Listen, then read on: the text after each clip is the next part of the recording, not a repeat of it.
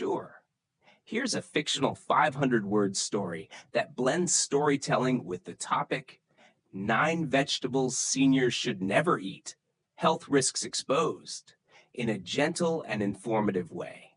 It's written to feel warm and engaging while still delivering helpful insight. Edith's Garden Surprise. Edith had always prided herself on her garden.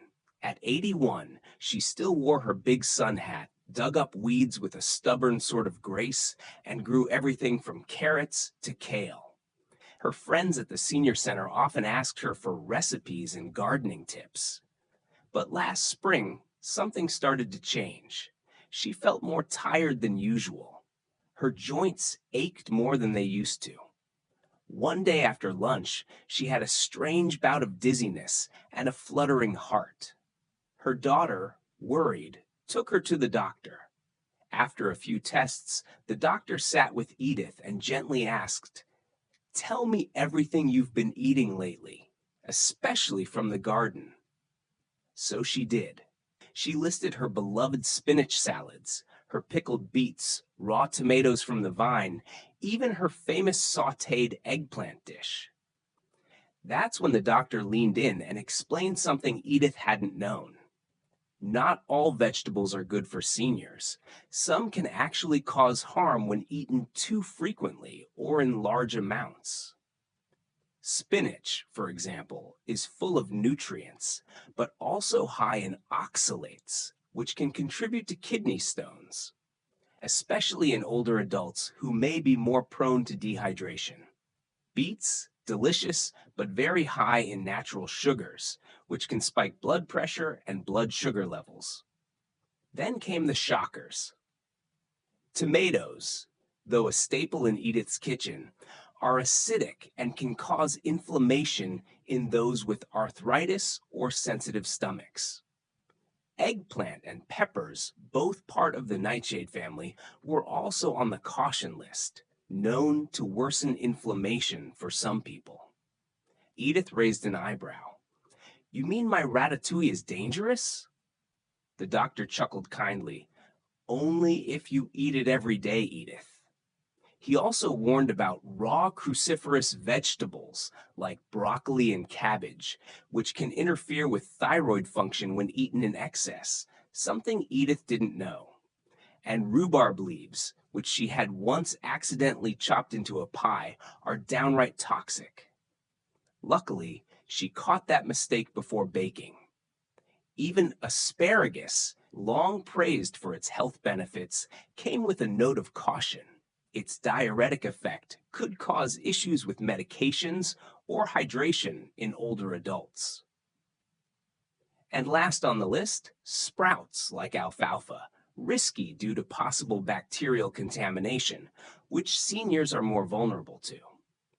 Back home, Edith stood in her garden with a new sense of awareness. She wasn't going to stop gardening, not a chance, but she did start researching moderation, balance, and how her body's needs had changed.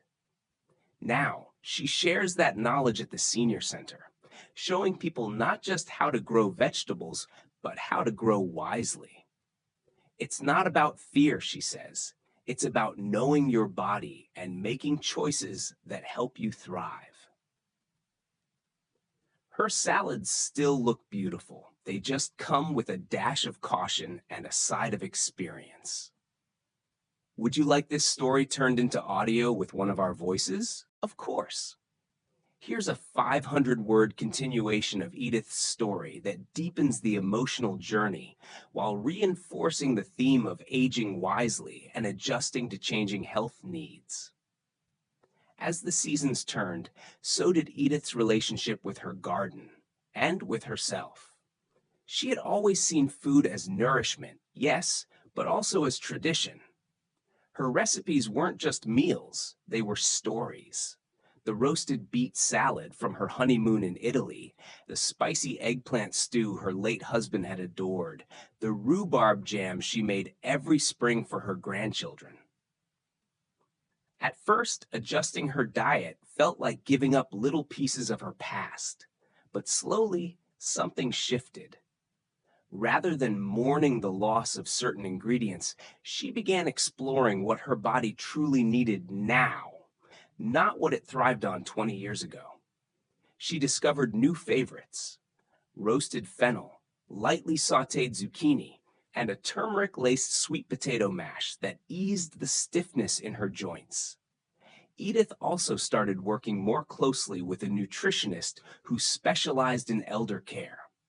Together, they made a plan: smaller portions of risky vegetables, spaced throughout the week, and always paired with plenty of hydration and gentle movement. She didn't have to be afraid of vegetables. She just had to be intentional. It's not a ban, the nutritionist told her. It's a balance. That simple phrase became Edith's motto. Her story began to inspire others in the community. People who had once scoffed at the idea of cutting back on tomatoes or spinach were now reading labels and looking up food interactions with their medications.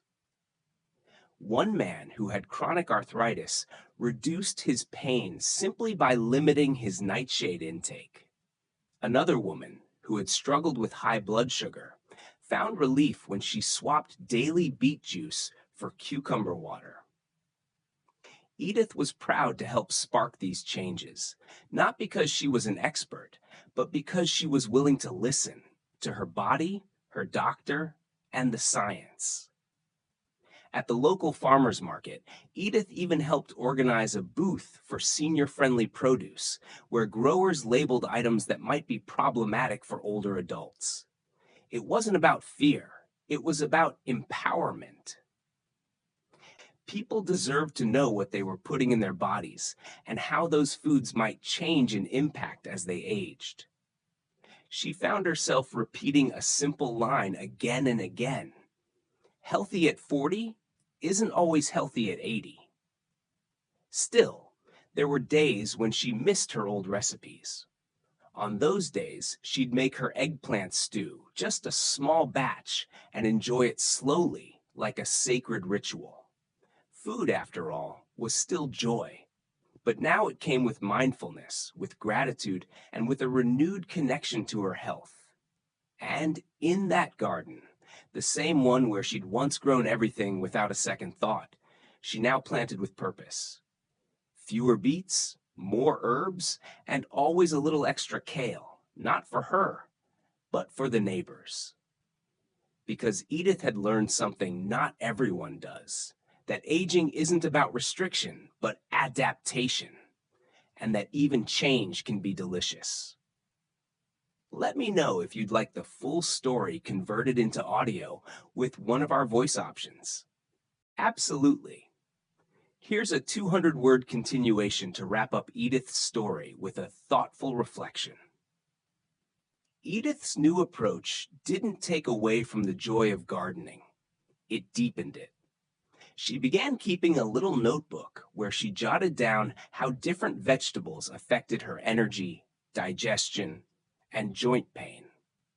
It's like listening to your garden, she told her neighbor, but also listening to your body. She started experimenting with cooking methods too: lightly steaming instead of eating raw, pairing acidic veggies with calming foods like sweet potatoes or oats. At the senior center, she began hosting monthly talks called Grow Smart, Eat Smart, where she shared the list of vegetables to watch out for and encouraged others to speak with their doctors about their diets. What surprised her most was how many others had felt strange symptoms and never thought it could be from healthy vegetables. One woman had struggled with kidney stones for years and never knew her daily spinach smoothie might be part of the problem. Edith didn't give up any of her favorites entirely. She simply learned to treat them with respect. Vegetables are like old friends, she said, smiling. Most are good for you, but some you just need to see a little less often. Would you like this full story voiced as an audio sample?